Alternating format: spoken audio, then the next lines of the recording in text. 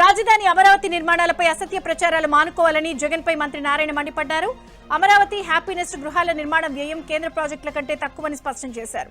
కేంద్ర నివాస సముదాయాల వ్యయం చదరపు అడుగు 3,945గా ఉండగా హ్యాపీనెస్ గృహాల నిర్మాణ వ్యయం 3,393 మాత్రమేనని వివరించారు.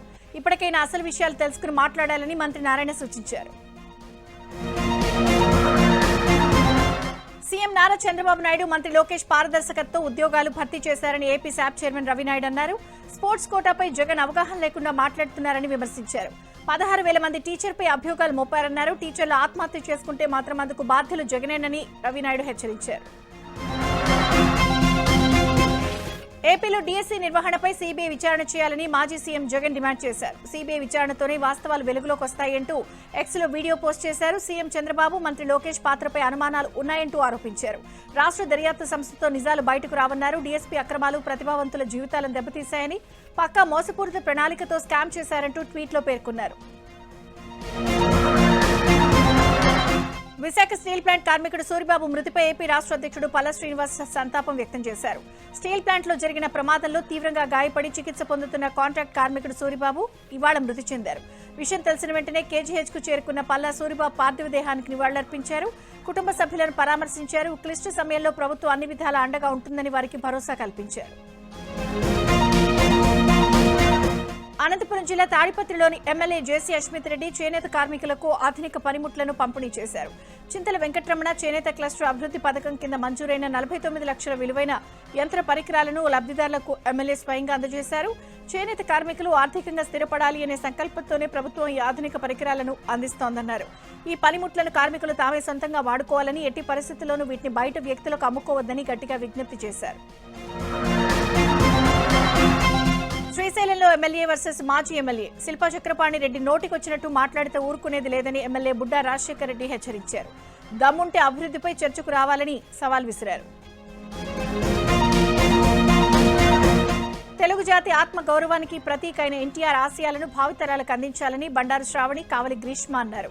న్యూజిలాండ్లోని ఆక్లాండ్లో ఎన్టీఆర్ జయంతి, నందమూరి బాలకృష్ణ జన్మదిన వేడుకలు ఘనంగా నిర్వహించారు. టీడీపీ న్యూజిలాండ్ అధ్యక్షులు ఆదిశేషయ్య నల్లపనేని నాయకత్వంలో జరిగిన ఈ కార్యక్రమానికి ఏపీకి చెందిన యువ నాయకులు బండారు శ్రావణి, కావలి గ్రీష్మ ముఖ్య అతిథులుగా హాజరయ్యారు. కార్యక్రమంలో ఎన్టీఆర్ చిత్రపటానికి పూలమాలలు వేసి నివాళులర్పించారు. అనంతరం నందమూరి బాలకృష్ణ జన్మదినాన్ని పురస్కరించుకుని కేక్ కట్ చేసి శుభాకాంక్షలు తెలిపారు. మాజీ ఎంపీ కేశినేని నానిపై కేసు నమోదైంది. తనపై సోషల్ మీడియాలో అసత్య ప్రచారం చేస్తున్నారని ఎంపీ కేశినేని చిన్ని ఫిర్యాదు చేశారు. ఉర్సా క్లస్టర్ సంస్థపై నాని గతంలో రాసిన లేఖపై కేశినేని చిన్ని ఫిర్యాదు చేశారు. బినామీ పేర్లతో ప్రభుత్వ భూములను ఆక్రమించుకుంటున్నట్లు చేసిన ఆరోపణలపై లీగల్ నోటీసు పంపినప్పటికీ సమాధానం ఇవ్వకపోగా దుష్ప్రచారం చేస్తున్నారని పోలీసులను ఆశ్రయించారు. పలు సెక్షన్ల కింద కేసు నమోదు చేసి పటమట పోలీసులు దర్యాప్తు చేస్తున్నారు. 2 ఏళ్ల కూటమి ప్రభుత్వ పాలనకు నిరసనగా ఆందోళన చేపట్టిన వైసీపీ నాయకులకు నిరాశ ఎదురైంది. ఎన్టీఆర్ జిల్లా నందిగామలో చేపట్టిన ఆందోళన సందర్భంగా కూటమి ప్రభుత్వానికి దున్నపోతు పాలన అన్నట్టు చూపించేందుకు వైసీపీ చేసిన ప్రయత్నం వికటించింది. ఈ నిరసన కోసం 2 దున్నపోతులతో ర్యాలీ ప్రారంభించారు. అయితే వైసీపీ నాయకుల అరుపులు కేకలకు బెదిరిపోయిన దున్నపోతులు అక్కడి నుంచి పరుగులు పెట్టాయి. దీంతో అక్కడి స్థానికులు తీవ్ర భయాందోళనకు గురయ్యారు. రైతులు అదుపు చేయడంతో అందరూ ఊపిరి పీల్చుకున్నారు. సింగరేణి అవకతవకల ఆరోపణలపై చర్యలు తీసుకోవాలని సీఎం రేవంత్ రెడ్డికి కేంద్ర మంత్రి కిషన్ రెడ్డి లేఖ రాశారు. ఆరోపణల్లో నిజానిజాలపై సమగ్ర విచారణ జరగాలని డిమాండ్ చేశారు. చర్యలు తీసుకోకపోతే సింగరేణి ప్రయోజనాలకు విఘాతం కలుగుతుందని, కార్మికుల సంక్షేమం విషయంలో ప్రత్యేక చొరవ చూపాలని కిషన్ రెడ్డి లేఖలో కోరారు. క్యాడర్ను కాపాడుకునేందుకే బీఆర్ఎస్ బస్సు యాత్ర చేస్తోందని, కేసీఆర్, హరీష్ రావులు ఎన్ని యాత్రలు చేసినా ప్రజలు నమ్మే పరిస్థితుల్లో లేరని ప్రభుత్వ విప్ ఆది శ్రీనివాస్ విమర్శించారు. అధికారంలో ఉండగా ఏ ఒక్కరోజు ప్రజలను కలిసింది లేదన్నారు. అందుకే జనం కర్రు కాల్చి వాత పెట్టారని ఎద్దేవా చేశారు. బీఆర్ఎస్, బీజేపీ 2 కుమ్మక్కయ్యాయని ఆది శ్రీనివాస్ విమర్శించారు. ముందు కేసీఆర్ను ఫామ్ హౌస్ నుంచి బయటకు తీసుకురావాలని కేటీఆర్కు సూచించారు. మీనాక్షి నటరాజన్ నామినేషన్ తిరస్కరణ వెనుక సీఎం రేవంత్ రెడ్డి ఉన్నారని కేటీఆర్ ఆరోపించారు. హైడ్రా విషయంలో ఇద్దరి మధ్య విభేదాలున్నాయని, అందులో భాగంగానే మధ్యప్రదేశ్ బీజేపీ నేతలకు సమాచారం ఇచ్చారన్నారు. తెలంగాణలో కాంగ్రెస్ ప్రతి వర్గాన్ని మోసం చేసిందని, 420 హామీలతో ప్రజలను బురిడీ కొట్టించిందని కేటీఆర్ విమర్శించారు. కాంగ్రెస్ మోసాలపై పోరాటానికి సిద్ధం కావాలని పిలుపునిచ్చారు. కేంద్రం తీసుకురానున్న కొత్త వీబీజీ రామ్జీ స్కీమ్పై తెలంగాణ ప్రభుత్వం వ్యతిరేక స్వరం వినిపిస్తోంది. జూలై 1 నుంచి అమల్లోకి తీసుకురావాలని కేంద్రం ఒత్తిడి చేస్తున్న నేపథ్యంలో ఈ విధానంలో ఉపాధి కూలీలకు నష్టం జరిగే అవకాశం ఉందని రాష్ట్ర ప్రభుత్వం ఆందోళన వ్యక్తం చేస్తోంది. ఇప్పటికే అసెంబ్లీలో దాన్ని వ్యతిరేకిస్తూ తీర్మానం చేసిన రాష్ట్ర ప్రభుత్వం ఇప్పుడు కేంద్రానికి నిరసన లేఖ రాసేందుకు సిద్ధమైంది. శనివారం ఈ అంశంపై మంత్రి సీతక్క ఉన్నతాధికారులతో సమీక్ష నిర్వహించారు. కూలీలకు నష్టం జరగకుండా అనుకూలంగా మార్పులు చేయాలని కేంద్రాన్ని కోరుతూ లేఖ రాయనున్నారు. భారతదేశ రక్షణ రంగంలో డీఆర్డీఓ సరికొత్త చరిత్ర సృష్టించింది. వరుసగా 3 కీలక క్షిపణి పరీక్షలను భారత్ విజయవంతంగా పూర్తి చేసింది. శత్రు దేశాల బాలిస్టిక్ క్షిపణులను గాల్లోనే తుత్తునియలు చేయగలగా మల్టీలేయర్డ్ డిఫెన్స్ సిస్టమ్ను డీఆర్డీఓ విజయవంతంగా పరీక్షించింది. ఇప్పటి వరకు అమెరికా, రష్యా, చైనా, ఇజ్రాయెల్కే ఐసీబీఎంఎస్లను అడ్డుకునే సామర్థ్యం ఉండగా ఈ విజయంతో అత్యాధునిక బాలిస్టిక్ మిసైల్స్ డిఫెన్స్ సామర్థ్యం ఉన్న మేటి దేశాల ఎలైట్ జాబితాలోకి చేరింది భారతదేశం. క్షిపణి పరీక్షలు విజయవంతం అవడంపై డీఆర్డీఓకు బీజేపీ చీఫ్ రామచంద్రరావు అభినందనలు తెలియజేశారు. ప్రధాని మోదీ నాయకత్వంలో భారత రక్షణ రంగంలో మరింత బలపడుతోందని ట్వీట్ చేశారు. ఈ విజయాలు ఆత్మ నిర్భర్ భారత్ లక్ష్యానికి మరో గొప్ప మైలురాళ్లుగా నిలిచాయని ప్రశంసించారు. కేంద్ర మంత్రి బండి సంజయ్ చీపురు పట్టారు. పైపుతో నీళ్లు పట్టి శుభ్రం చేశారు. స్వచ్ఛ పాఠశాల కార్యక్రమాల్లో భంగా సిరిసిల్లలోని కుసుమరామయ్య ప్రభుత్వ ఉన్నత పాఠశాలలోని టేబుళ్లకున్న దుమ్ము దులిపారు. మోదీ సర్కారు 12 ఏళ్ల పరిపాలన పురస్కరించుకుని దేశవ్యాప్తంగా అనేక కార్యక్రమాలు చేస్తున్నామని బండి సంజయ్ తెలిపారు. హైదరాబాద్లోని జిమ్ సెంటర్లలో అక్రమ స్టెరాయిడ్ ఇంజెక్షన్ల విక్రయంపై ఆందోళన వ్యక్తం చేస్తూ సిపి సజ్జనార్కు గోషమహల్ ఎమ్మెల్యే రాజాసింగ్ బహిరంగ లేఖ రాశారు. త్వరగా కండలు పెంచుకునేందుకు స్టెరాయిడ్ ఇంజెక్షన్లు వేసుకోవాలని కొందరు ట్రైనర్లు, కోచ్లు యువతను ప్రోత్సహిస్తున్నారని రాజాసింగ్ ఆరోపించారు. వైద్యుల పర్యవేక్షణ లేకుండా ఈ ఇంజెక్షన్లు వాడటం ఆరోగ్యానికి చాలా ప్రమాదకరమన్నారు. ఇలాంటి జిమ్లపై చట్టపరమైన చర్యలు తీసుకోవాలని రాజాసింగ్ సిపికి విజ్ఞప్తి చేశారు. పాస్పోర్ట్ సేవల్లో తెలంగాణ పోలీసులకు జాతీయ స్థాయి గుర్తింపు లభించింది. దేశంలోని ఉత్తమ పోలీస్ ధృవీకరణ సేవలకు ఇన్స్టిట్యూషనల్ పెర్ఫార్మెన్స్ అవార్డు దక్కింది. ఈ మేరకు డీజీపీ సివి ఆనంద్ కు విదేశాంగ మంత్రిత్వ శాఖ ఆహ్వానం పంపింది. ప్రతి ఏటా జూన్ 18, 19 తేదీల్లో పాస్పోర్ట్ దివస్ సందర్భంగా ఢిల్లీలోని జవహర్లాల్ నెహ్రూ భవన్లో నిర్వహించనున్న ఈ కార్యక్రమంలో కేంద్ర విదేశాంగ మంత్రి ఎస్ జయశంకర్ చేతుల మీదుగా డీజీపీ సివి ఆనంద్ ఈ ప్రతిష్టాత్మక అవార్డు అందుకోనున్నారు. మహిళా పారిశ్రామికవేత్తలకు ప్రోత్సాహం అందిస్తూ వారి వ్యాపార ప్రతిభను ప్రపంచానికి పరిచయం చేసే లక్ష్యంతో విజయవాడలో ఫిక్కీ ఫ్లో ఆధ్వర్యంలో ఎంఎస్ఎంఈ కార్నివాల్ 2026 ఎగ్జిబిషన్ ఘనంగా నిర్వహించారు. మహిళల ఆధ్వర్యంలోని బ్రాండ్లు, వినూత్న ఉత్పత్తులు, వ్యాపార అవకాశాలను ఒకే వేదికపై తీసుకొస్తున్న ఈ కార్నివాల్కు వ్యాపారవేత్తలు, యువత, మహిళలు పెద్ద ఎత్తున హాజరయ్యారు. విశాఖలో విఎంఆర్డీఏ బాల వికాస్ ఫౌండేషన్ ఆధ్వర్యంలో హైస్కూల్ విద్యార్థులతో ఒకరోజు ఉచిత వర్క్ షాప్ నిర్వహించారు. ఈ కార్యక్రమానికి సీనియర్ ఐఏఎస్ అధికారి రవిశంకర్ హాజరై కార్యక్రమాన్ని నిర్వహించారు. ప్రస్తుత కాలంలో పిల్లలకు న్యూస్ పేపర్ రీడింగ్ చాలా అవసరమని, ఎలా చదవాలి, ఎలా గుర్తుపెట్టుకోవాలి అనే అంశాలపై విద్యార్థులకు వివరించారు. అలాగే చదివిన విషయాలు, వార్తలు భవిష్యత్తుకు ఏ విధంగా ఉపయోగించుకోవాలి అని తెలియజేశారు. కాంట్రాక్టర్ల పెండింగ్ బిల్లులు చెల్లించాలి, చలో హైదరాబాద్ మహాసభను విజయవంతం చేయాలి అంటూ చలో హైదరాబాద్ మహాసభ పోస్టర్లను కాంట్రాక్టర్లు ఆవిష్కరించారు. తెలంగాణ వ్యాప్తంగా చిన్న తరహా కాంట్రాక్టర్లే అత్యధికంగా ఉన్నారని, పెద్ద పెద్ద బిల్డర్లకు ఆర్థిక వెసులుబాటు ఉన్నప్పటికీ అప్పులు తెచ్చి పనులు చేసిన మధ్యతరగతి కాంట్రాక్టర్ల పరిస్థితి మాత్రం అత్యంత దయనీయంగా మారింది అని ఆవేదన వ్యక్తం చేశారు. ప్రభుత్వం తమను చిన్నచూపు చూస్తోందని కాంట్రాక్టర్లు కన్నీటి పర్యంతమయ్యారు. పెండింగ్ బిల్లులు రాక అప్పుల బాధతో కాంట్రాక్టర్లు ఆత్మహత్యలు చేసుకుంటున్నారని అన్నారు.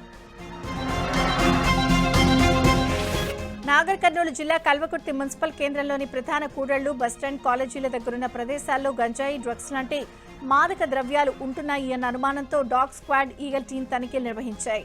యువత మత్తు పదార్థాలకు అలవాటు పడి తమ జీవితాలు నాశనం చేసుకుంటున్నాయని, డ్రగ్స్ రహిత జిల్లాగా చేయాలి అనే ఉద్దేశంతో తనిఖీలు చేస్తున్నామని కల్వకుర్తి పోలీసులు తెలిపారు. ఖమ్మం జిల్లా తిరుమలాయిపాలెంలోని ప్రభుత్వ ఆసుపత్రిలో వైద్యుల నిర్లక్ష్యం బయటపడింది. మూత్ర విసర్జన సమస్యతో ఆసుపత్రికి వచ్చిన కాంతయ్య అనే రోగికి సెక్యూరిటీ సిబ్బందితో చికిత్స చేయించారు వైద్యులు.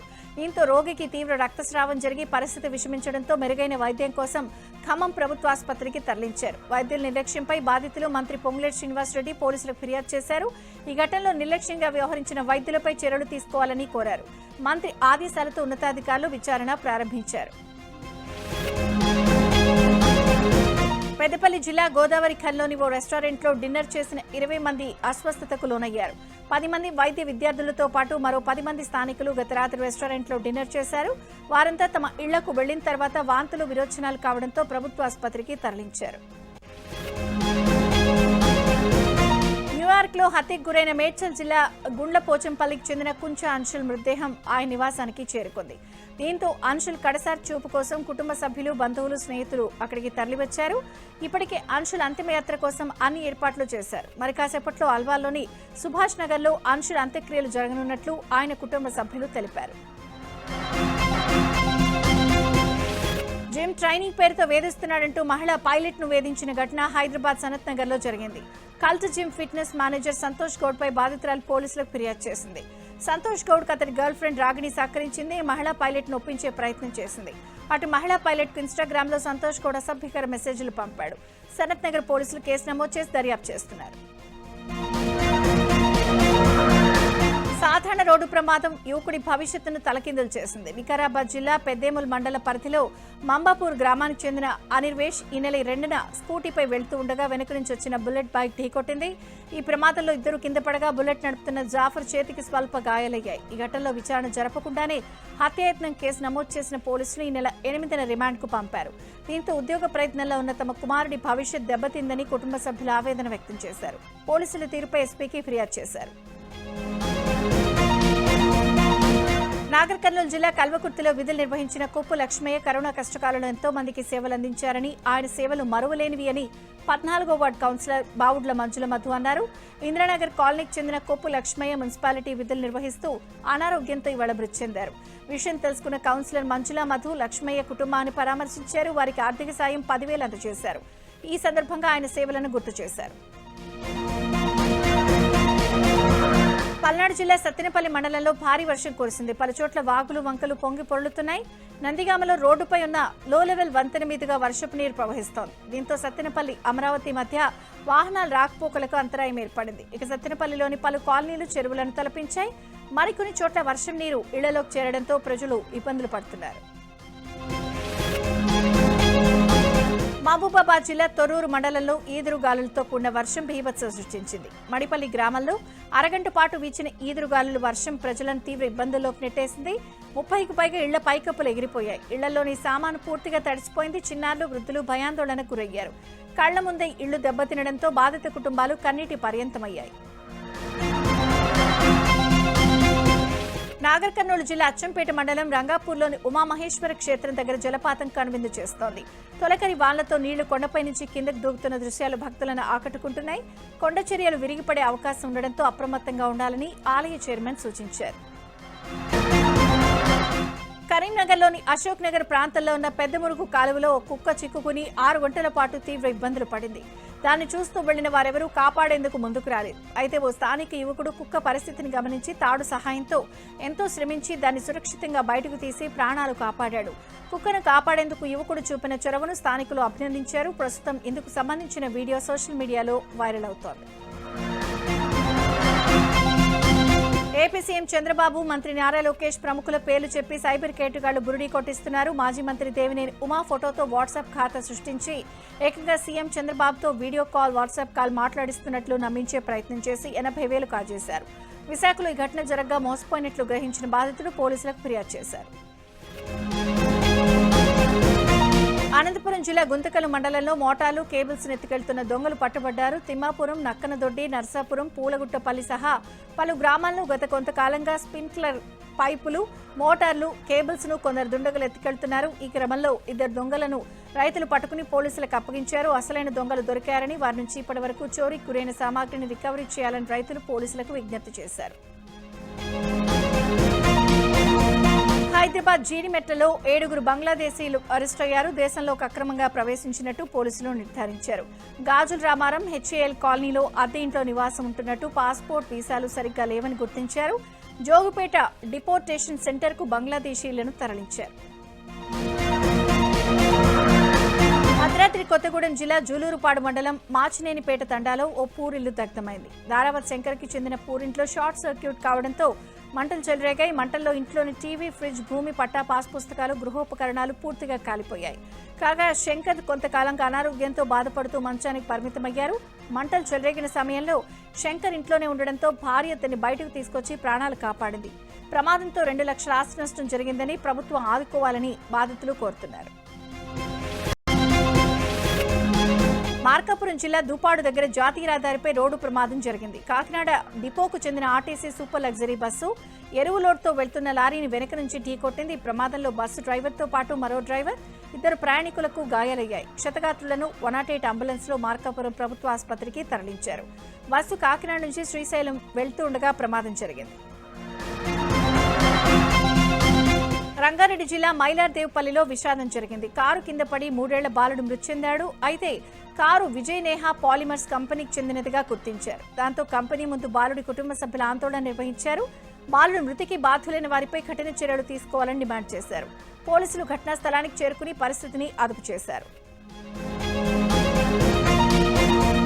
హైదరాబాద్ కూకట్పల్లి పిఎస్ పరిధిలో కారు బీభత్సం సృష్టించింది. మెట్రో పిల్లర్ కు ఢీకొని కారు పల్టీలు కొట్టింది. కారులో ఉన్న 3కి గాయాలయ్యాయి. వారిని స్థానికులు ఆసుపత్రికి తరలించారు. ఎయిర్ బ్యాగ్స్ ఓపెన్ కావడంతో ప్రాణాపాయం తప్పింది. నల్గొండ జిల్లా నాగార్జున సాగర్ పైలాన్ దగ్గర రోడ్డు ప్రమాదం జరిగింది. ఎదురెదురుగా వస్తున్న 2 కార్లు బలంగా ఢీకొన్నాయి.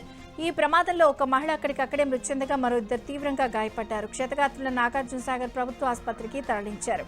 ప్రమాదంలో కారు పూర్తిగా ధ్వంసమైంది. ఈ ఘటనపై పోలీసులు కేసు నమోదు చేసి దర్యాప్తు చేపట్టారు. ప్రధాని మోదీ ఫ్రాన్స్ పర్యటనకు బయలుదేరారు. ప్రధాని పర్యటన సందర్భంగా భారత్ పలు కీలక రక్షణ ఒప్పందాలను కుదుర్చుకునే అవకాశం ఉంది.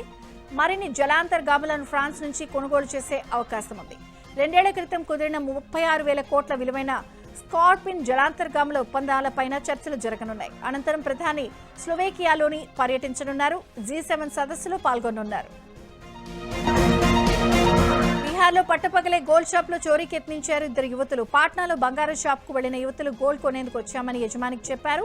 బంగారపు గొలుసులు చూపిస్తున్న సమయంలో ఒక్కసారిగా పెప్పర్ స్ప్రే చల్లి చోరీకి యత్నించడంతో యువతులను యజమాని అడ్డుకున్నారు. వెంటనే పోలీసులకు సమాచారం అందించడంతో యువతులను అదుపులోకి తీసుకున్నారు. యువతుల చోరీకి సంబంధించిన వీడియో వైరల్ గా మారింది.